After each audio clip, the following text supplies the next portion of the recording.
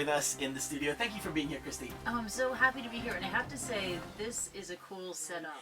Tell us about you. I mean, you grew up in Philadelphia, right? I was born near Philadelphia in Abingdon, Pennsylvania. I grew up in Silicon Valley in California. I'm a child of the PC boom and a child of the PC revolution. And growing up in America, I would only answer back to my mother in English. My mother is fluent in English and Chinese. She would speak to my sister and I in both languages, but we would only answer back quite defiantly in English. And what happened over the years is I wasn't able to communicate with my grandparents.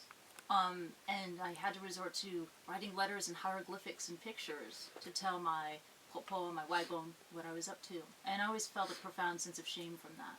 So I went to university. I said, okay, I'm going to do this thing. I'm going to start studying Chinese. I enrolled in a program called Princeton in Beijing, did that for a summer, 1994. Very difficult immersion program, extremely rewarding. And because of what I saw there, I was like, do you know what? There's so much change happening here. I need to come back here as a journalist. And that became my resolution. And so after I graduated from university and got a master's in communications, I went back to China. Now, you joined CNN in 2001. How did that happen? I first went to Hong Kong because I followed my then boyfriend, now my husband. I wanted to stay in Beijing. I loved working there. It's such an interesting time to be in China and to live and work there. He was Malaysian, right? He is Malaysian. He is. He's from Kuala Lumpur. He's Malaysian Chinese. He was also working in Beijing as a lawyer. That's how we met. And he told me that his career was going to be taking him down to Hong Kong. And I thought, you know what? I kind of like this guy.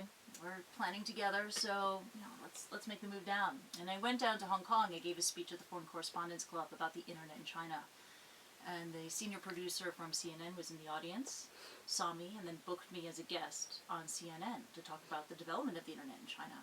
And then after that, I was approached to potentially work at CNN on a show called eBiz Asia.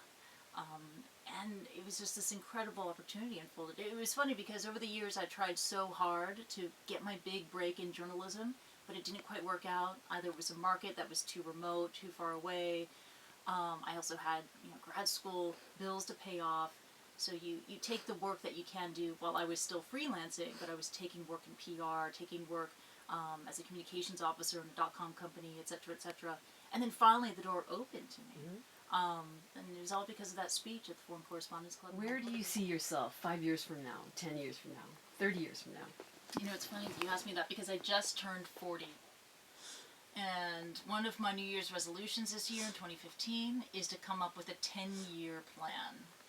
So if you happen to have a guidebook or anything, can you please pass along to me? I've been flirting with some ideas. First of all, as a parent, the next 10 years from now, my daughter's going to be 16 years old. I hope that she, and with my guidance, my husband's guidance, can grow to be a critical thinker and a doer and a contributor to society.